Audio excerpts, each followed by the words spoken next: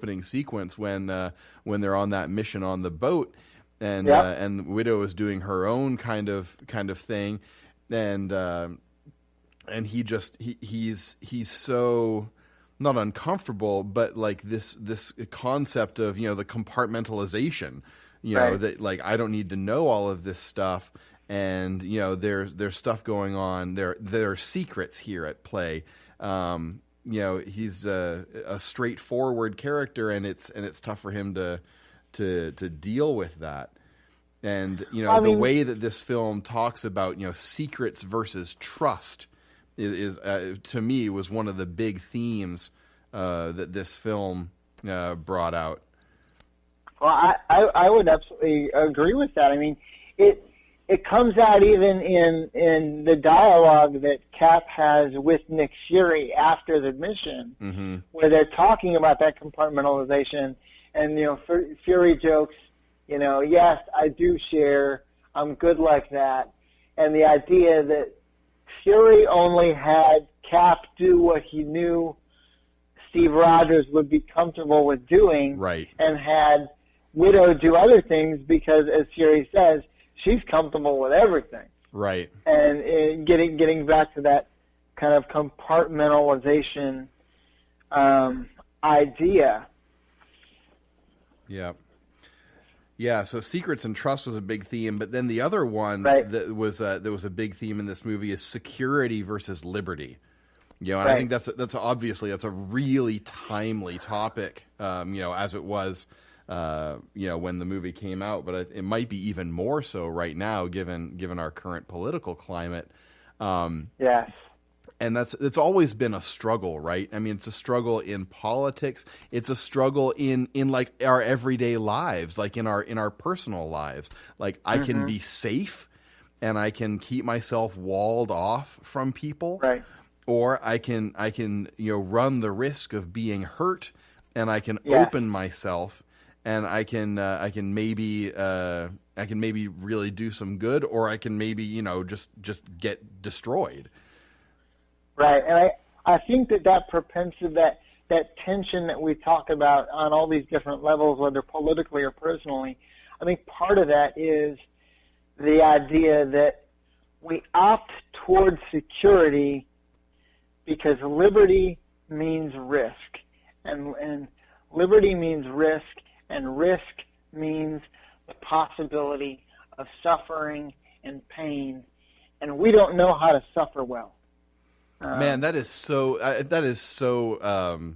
astute. I think that's a great statement. I think we should just hit that, like, and especially we in the West, and particularly in America, we don't have an ethics of suffering that really is useful. We have an ethics of victimhood, and we like to trot out, you know, what we call suffering in the service of, you know, what am I owed now because of my suffering? But to see strife and to see suffering as something that refines us and something that we get to grow through, and to see it not just as something that I have to be that I have to be paid back for, that I have to get recompense for, but as an opportunity to grow and to become a better person. I think you're absolutely right. We do not have a good vocabulary or a good an ethics of suffering that would allow us to embrace that idea as a culture. No, I really think we don't, and for me that's something that's very, very personal. I mean, when you talk about the idea of You hit on it a little bit, the idea of, you know, entitlement and what I'm owed and what I deserve. That is something that, as someone who has grown up with and, you know, will have for conceivably the rest of my life, you know, a disability that I have to deal with and I have to overcome on a pretty consistent basis, and asking those questions about, you know, suffering and grappling with the reality of suffering and perseverance and character and what all of that leads to.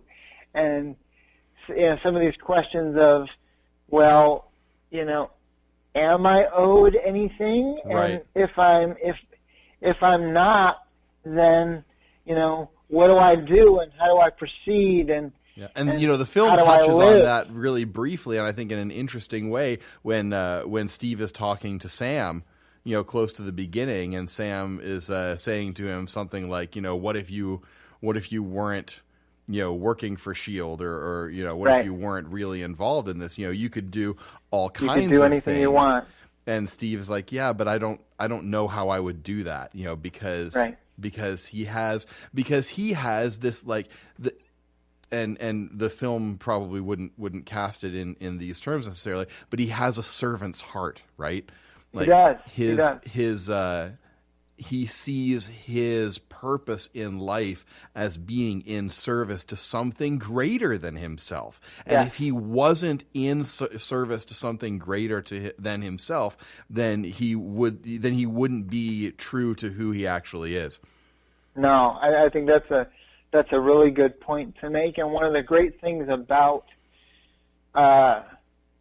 Steve Rogers as a character, one of the things that I don't think he's ever really wavered on, and Winter Soldier is kind of the closest that he comes to, is he understands what his place is. He understands what his purpose is, and one of the things that makes him heroic is that ultimately he never really wavers in that. Yes, he questions it a little bit throughout Winter Soldier, but ultimately, when it comes down to it, he's the guy that you want in the battle that's going to get it done, no matter what the cost is, right. To himself. I mean, even when you listen to the commentary and you get to the third act and you watch kind of just the utter brutality of the fight between him and Bucky inside one of the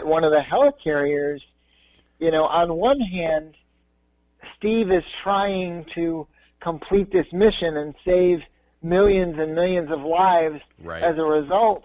But the mission that's more important to him, that's closer to his heart, is I just want to save my friend. Right. Like, not only do I want to save my friend, but I want to save my friend who is the last piece that is still here of the life that I knew before. Oh, that's really interesting. I hadn't really thought of that. Because if he goes, then all of it goes.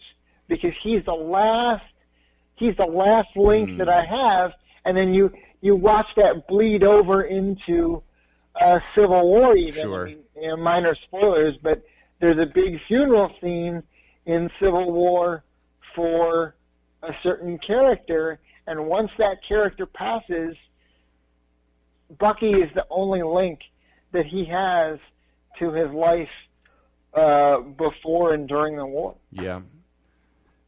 One other quick thing that I want to just mention as sort of an interesting thing that I observed before I get into a couple of things that sort of like minor things that bugged me a little bit about the film. Yep. Over the final credits, I thought the sort of the silhouette theme over the first part of the credits was really interesting in how that is echoed in Civil War, when you had sort of those shadow silhouettes over the ending credits of Civil War. Okay, yeah. Sort of that thematic. I haven't watched Civil War in a while. Yeah. So I have like a faint memory of that from the last time. But you're right, definitely right about the Winter Soldier credits and kind of the starkness, the black and red and the black and white. Yeah, well, and that's again like a real tonal shift from the credits for the first Avenger, where it was all like really patriotic, like wartime art, kind of like, I Want You and Rosie the Riveter and all of that kind of stuff that was on sort of full display there was interesting. There are just a couple of things that sort of really minor quibbles, but stuff that sort of took me out of it nonetheless. When well, what's his name now? Rumlow. When Rumlow was fighting Sam, and he has this it's one of the most ridiculous supervillain lines I think I've ever heard in a movie, and he says, "Order only comes from pain." Yeah. It's like, really? I don't know. I think there maybe are a couple of other, sort of impetuses that could bring order too. Sure. it was just kind of very silly. Think about it from Rumlow's perspective, right? Rumlow has secretly been Hydra the whole time. And, the history of Hydra is a history of using pain and subjugation to bring about order. Oh, sure. I'm not saying that it's not consistent with his worldview. I'm just saying that it's a ridiculous line. Fair. The other thing, shortly after that really sort of made me do a double take was, and I should have timed it out so that I could see exactly how many seconds it is between the last time that we see Black Widow in her disguise as the council member, and then the next time we see her in the helicopter in her Black Widow costume. Right.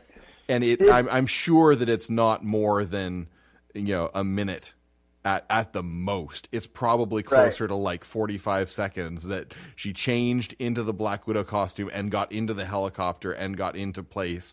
That kind of continuity stuff kind of bothers me a little bit. Sure. I think they even in the commentary, I think they even kind of nodded to that issue a little bit, because there's no real reason why she needed to be in her costume in that scene either, right? She could just as easily have continued to wear the disguise and wear the dress. Yeah, because she doesn't really do any more fighting. That's true. She doesn't really do much aside from be there to help catch Sam as he's jumping out the window and rocketing towards the helicopter. Yep. And the other sort of the other line that was a little bit of a head scratcher for me, and I don't necessarily dislike it, but I feel like I want to tease this out a little bit and try to dig into this line a little bit. It's from the end, the very end of the post-credit scene with Strucker. Oh, I think I know where you're going. And he says, there is nothing more horrifying than a miracle. Yeah. And I guess, and from what you were saying before, I think, and I think that's a much more interesting line than order only comes from pain. And I think that illuminates some things about the Hydra worldview that are a little more interesting, because what is a miracle but something that is imposed from outside the natural order. Right. Something that defies the natural order, and something that cannot be explained or controlled. Yes. And that is exactly anathema to everything that is of value to Hydra, because they are 100% exactly only about control. Well, not only are they about control, but remember that Hydra was defined as the Nazi rogue science division, right? And if you are a Nazi rogue science division that has been able to secretly exist for the next 70 to 80 years after World War II, secretly perfecting different pieces of technology and capacity and things like that, and yet you're confronted with what you